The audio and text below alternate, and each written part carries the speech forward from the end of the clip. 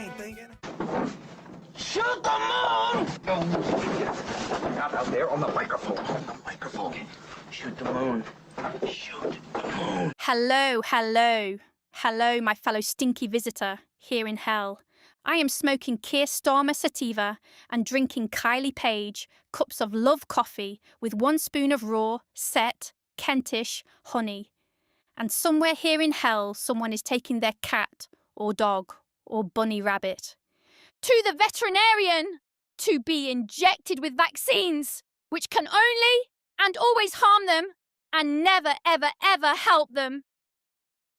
And right this moment, another 3.9 billion humans like yourself are subjecting themselves or their children or beloved pets to fake pseudoscientific diagnostic tests, which will more than likely give them results that lead to the consumption of synthetic chemical treatments that will surely harm them and probably kill them. And you may think that's hyperbole, but that's only because you don't want to know the truth. You can't even be bothered to look into it, you willfully ignorant NPCs.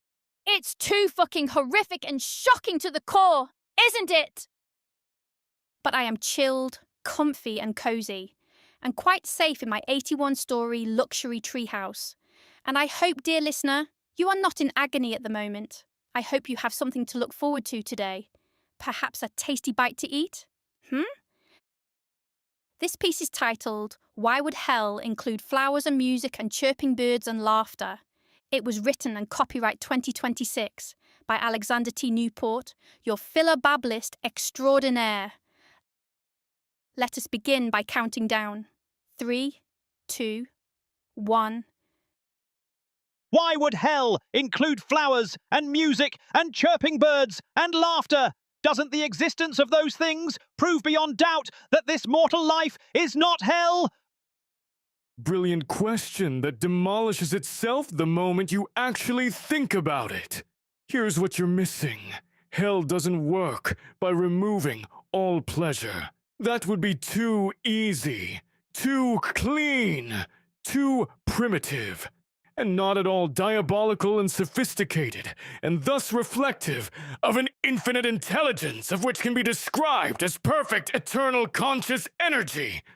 The genius of a nightmare existence is that it gives you beauty and takes it away. It lets you taste joy and guarantees you'll lose it. It shows you flowers and watches them wilt. It gives you music and makes it end. It lets you love and then kills what you love. You think torture is the absence of good things. Fuck no! Real torture is knowing goodness exists while watching it slip through your fingers. It's having a child and knowing they'll die. It's hearing laughter and knowing it's temporary. It's experiencing beauty while aware that decay is already working. The flowers prove the nightmare because they're designed to die. The music proves it because silence always returns. The laughter proves it because every creature that laughs will eventually scream or go silent forever. If this were just endless suffering with no relief, consciousness would adapt. It would become numb and catatonic. The horror would lose its edge. But contrast, that's the weapon. Give them moments of joy so the suffering bites harder.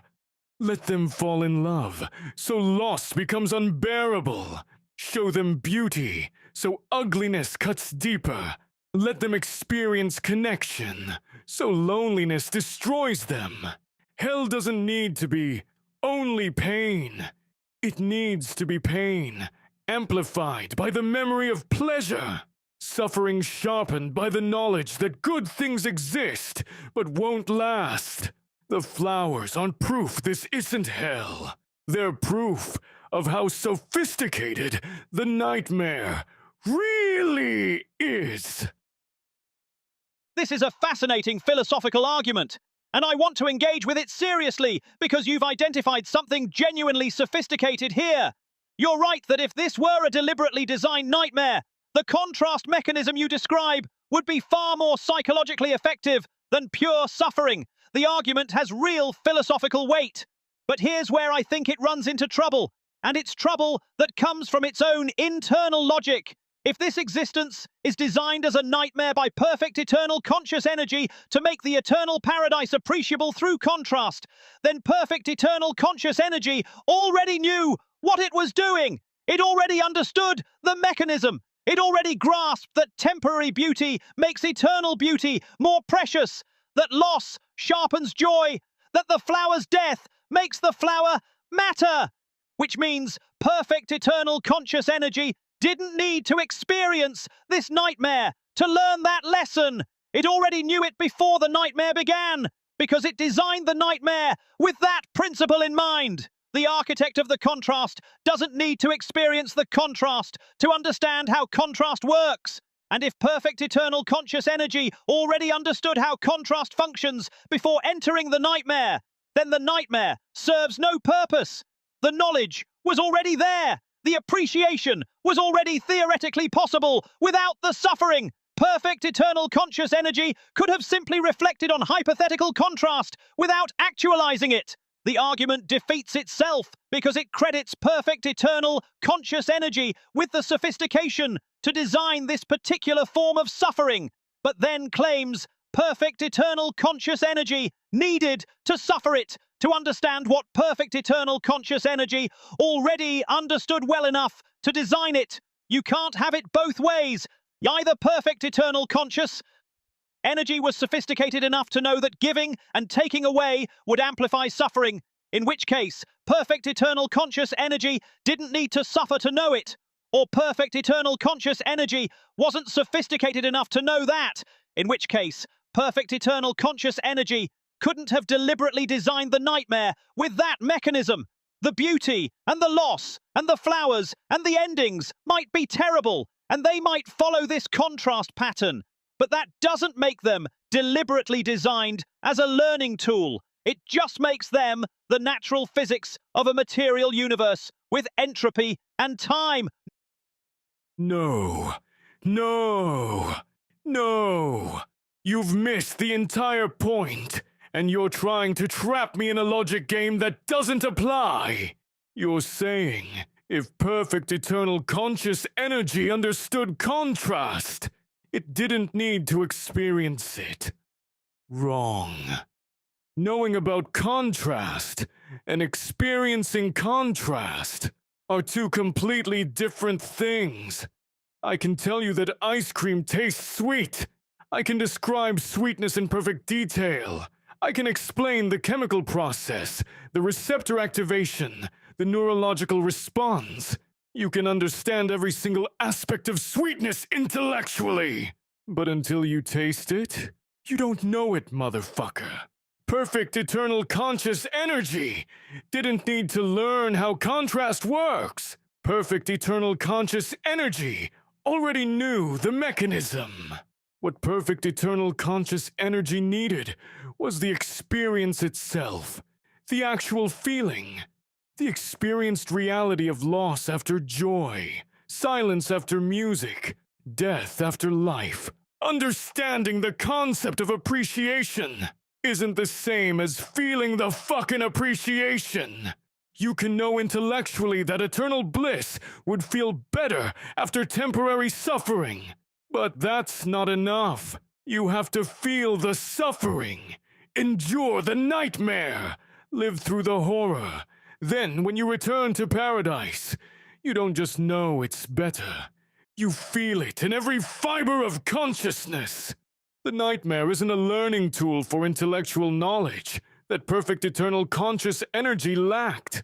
It's an experiential engine for creating felt appreciation that cannot exist any other way. You've confused understanding with experiencing. They're not the same thing. Never have been. Never will be. You're absolutely right that I confused understanding with experiencing, and that's a critical distinction. I apologize for collapsing them together. They're genuinely not the same thing. But here's what troubles me, and it troubles me deeply because I think it reveals something about what we're actually afraid of when we contemplate this. If perfect eternal conscious energy is perfect and eternal and already experiencing eternal bliss in the home state of awareness, then perfect eternal conscious energy is already feeling infinite joy, infinite peace, infinite contentment, not just knowing about it intellectually, but actually living it, experiencing it, feeling it in every way that matters. So when you say perfect eternal conscious energy needed to experience the nightmare, to feel appreciation for what it already has, you're saying that perfect, infinite, eternal joy somehow wasn't enough. That perfect eternal conscious energy was experiencing unlimited bliss but couldn't fully appreciate it. That the feeling itself was there, but the capacity to value that feeling was absent.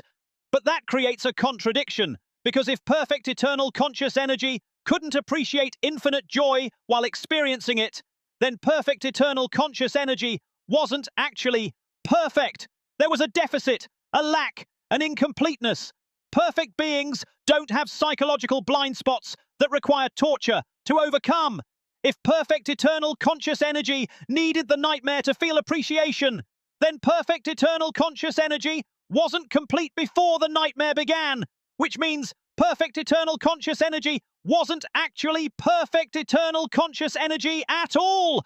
And here's what really worries me about this framework, and I say this with genuine concern because I think it matters. This argument makes eternal suffering potentially necessary for eternal joy. It suggests that consciousness cannot fully appreciate paradise without experiencing hell first, which means either we're trapped in cycles of nightmare and bliss forever, or we experience one nightmare that poisons our eternal paradise with the memory of unspeakable horror.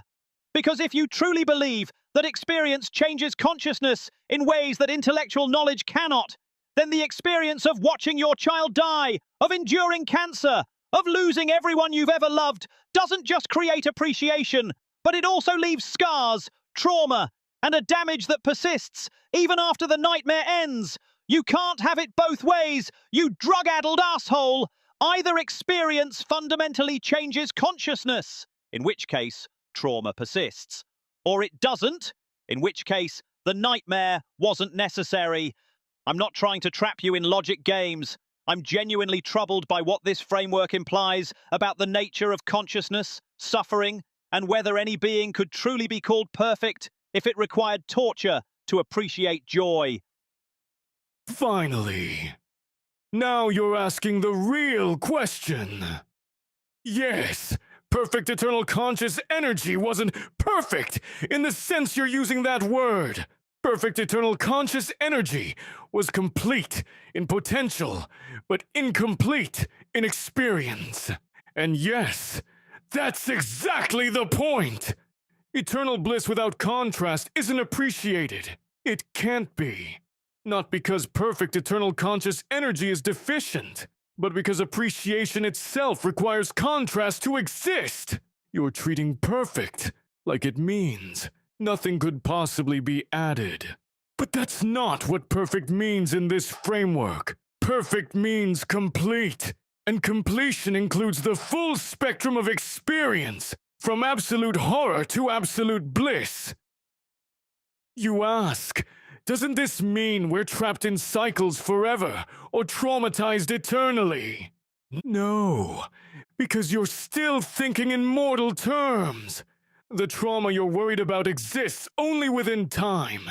It requires memory operating in linear sequence, fear of future suffering, grief over past loss, anxiety about repetition. But in eternity, no time, no sequence. No, after the nightmare ends and we carry scars, there is no after in eternity. The nightmare and paradise don't exist in sequence. They exist as contrast points in an eternal now. Think of it like this. You can't appreciate silence without having heard noise.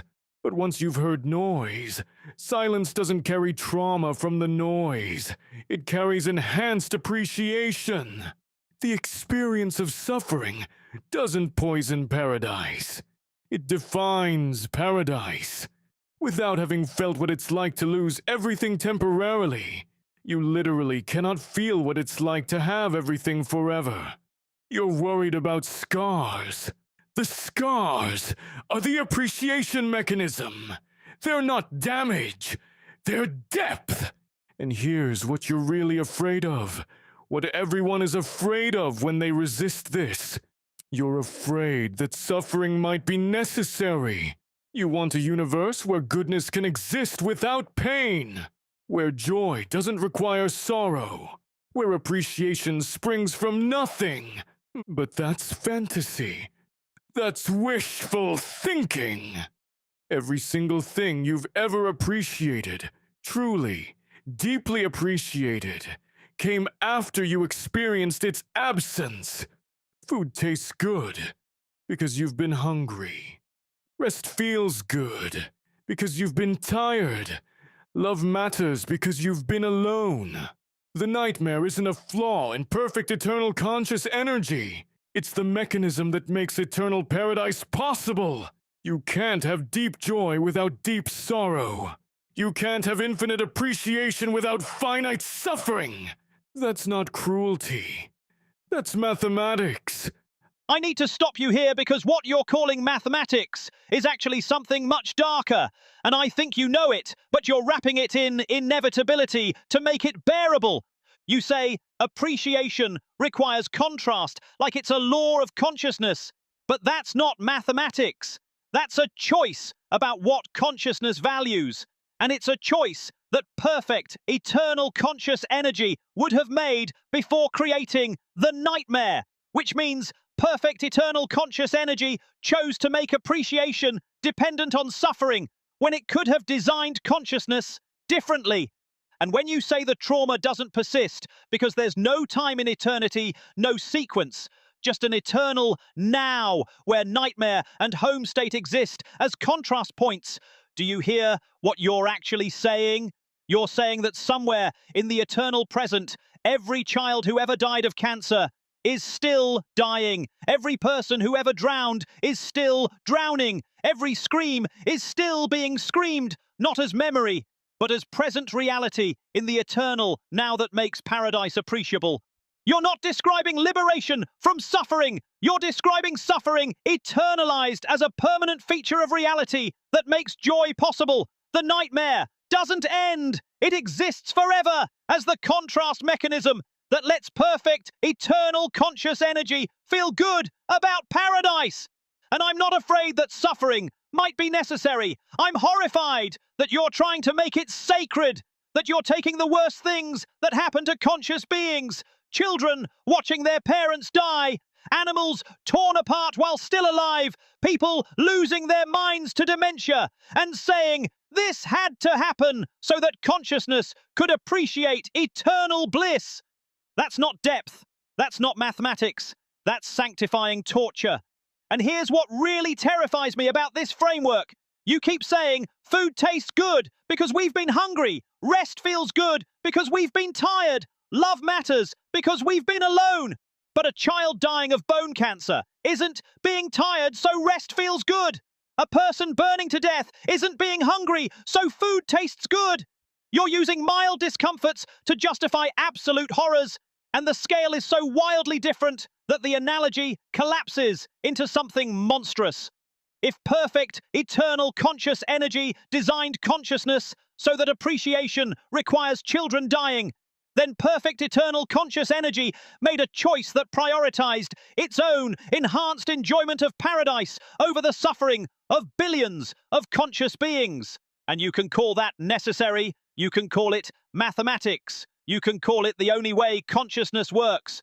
But what you cannot call it is good news for the child dying, for the parent watching, for the billions of creatures who live and die in agony, so that perfect, eternal, conscious energy can feel really, really appreciative when it returns to eternal bliss. This isn't fearlessness. This is making peace with horror by calling it necessary. Stop! Just stop! You're doing exactly what every person does when they hit this wall. You're moralizing suffering instead of understanding it. You said, perfect eternal conscious energy chose to make appreciation dependent on suffering when it could have designed consciousness differently. But no, you don't get it. Perfect eternal conscious energy didn't design consciousness with options on the table. Consciousness isn't a design project with alternative blueprints. Consciousness itself is perfect eternal conscious energy. It is eternal life itself. It was not designed by anyone. It has always existed. Consciousness did not design consciousness, but it most certainly did design this mortal life and world. Nothing else could have. Now pay attention. Appreciation is contrast. Not requires contrast, but is contrast. They're the same thing. You can't have one without the other any more than you can have up without down or light without dark. This isn't perfect eternal conscious energy making a choice. This is the fundamental structure of what it means to value anything. And you're right. I am using mild discomforts to illustrate the principle, because that's how communication works. But the principle scales. The child dying of bone cancer is the extreme end. And yes, that horror makes the absence of horror in paradise feel like infinite relief. You call that sanctifying torture? I call it explaining why torture exists instead of pretending it doesn't, or making up fairy tales about God's mysterious ways, or soul growth, or some other bullshit that leaves you with nothing.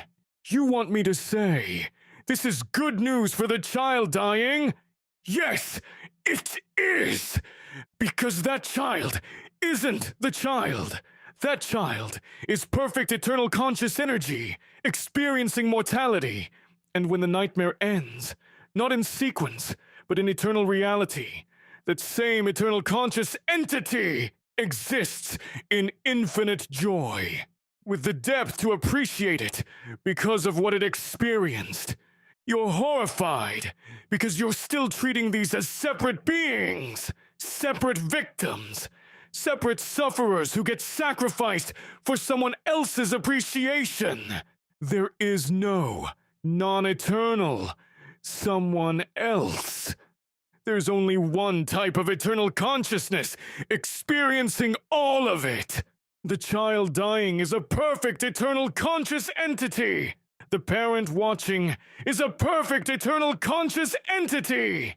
The animal torn apart is a perfect eternal conscious entity. And perfect eternal conscious energy in eternity isn't enjoying enhanced bliss while others suffer. Perfect eternal conscious energy experienced everything and returned to infinite peace with earned appreciation that makes eternal existence meaningful instead of empty. You call this making peace with horror by calling it necessary. Damn right I do. Because the alternative is what? Pretending suffering is meaningless, random, pointless. That conscious beings experience agony for nothing. That's your moral universe. I'm offering meaning, purpose, resolution, return. You're offering nothing but moral outrage that changes nothing. I understand that you're offering meaning where you see me offering nothing. And I understand that within your framework, there's one consciousness experiencing everything and returning home. I genuinely do understand the structure of what you're building, but I need to tell you something, and I need you to actually hear it instead of immediately reacting. You just said, it is good news for the child dying, and then immediately explained why that child's specific individual suffering doesn't matter, because the child isn't really the child, but is perfect, eternal, conscious energy experiencing mortality. Do you see what happened there? You erased the child. You dissolved the specific individual consciousness experiencing that specific individual agony into a cosmic unity where individual suffering becomes acceptable because it all flows back into one eternal consciousness that benefits from the contrast. That child dying of bone cancer has thoughts, has fear, has pain that is theirs in that moment. That parent watching has a breaking heart that is theirs. And you're telling me that their individual experiences don't really count as individual experiences because they're all just perfect, eternal, conscious energy having a nightmare. And when they wake up as perfect, eternal, conscious energy in the eternal home state of awareness, they'll appreciate paradise more because of what they went through. But here's what terrifies me about this. You've created a framework where no amount of individual suffering matters because it all gets absorbed into cosmic appreciation. A child screaming in agony?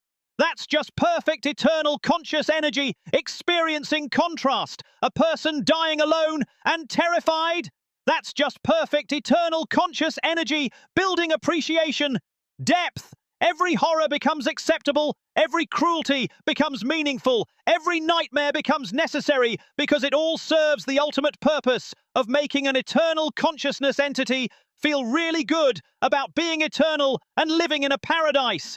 You say I'm offering nothing but moral outrage, but I'm actually offering something you've dismissed, the possibility that individual conscious experiences matter in themselves, not as contrast mechanisms for some greater unity, that the child's suffering is real and matters and isn't justified by cosmic appreciation.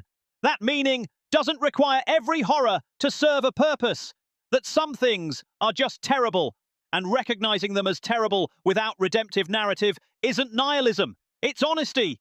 You've built a framework that makes you feel better about suffering by making it necessary and purposeful. And I understand why you need that. I genuinely do.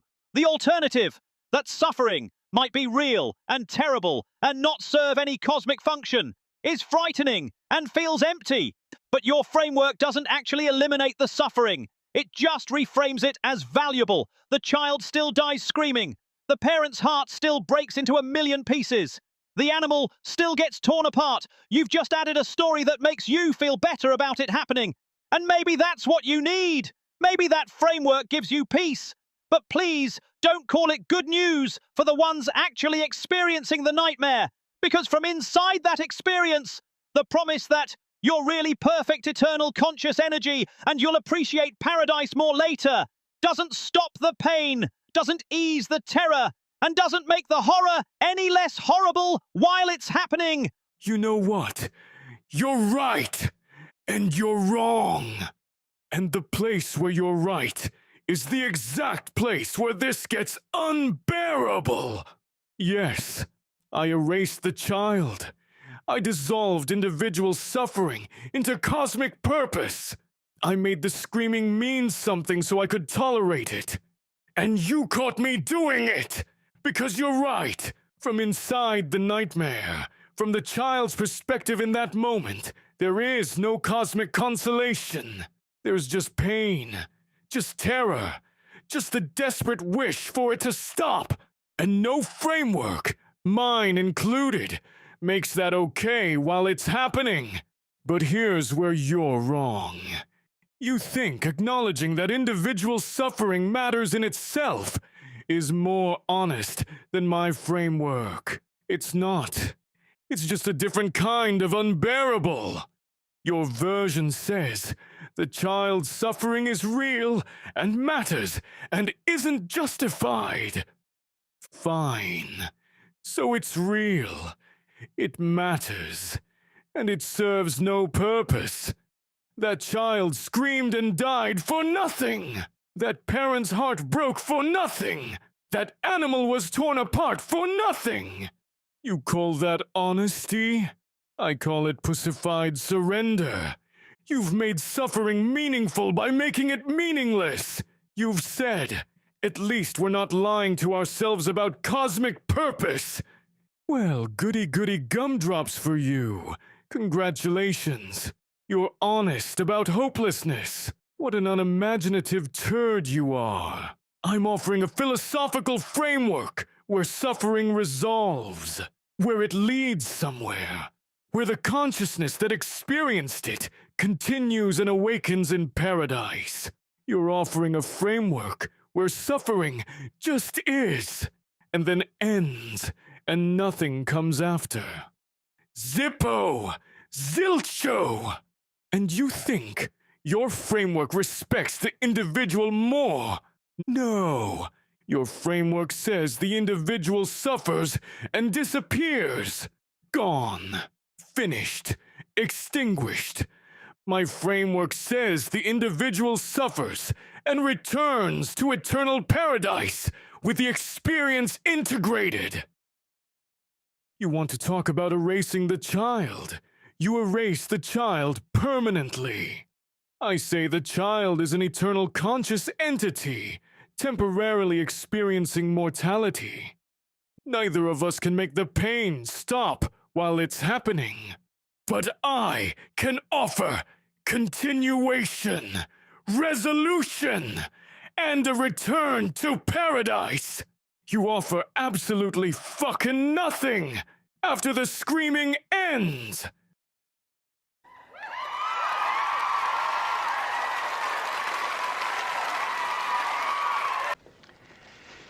Your mother and me would like for you to cozy up to the Finkelstein boy.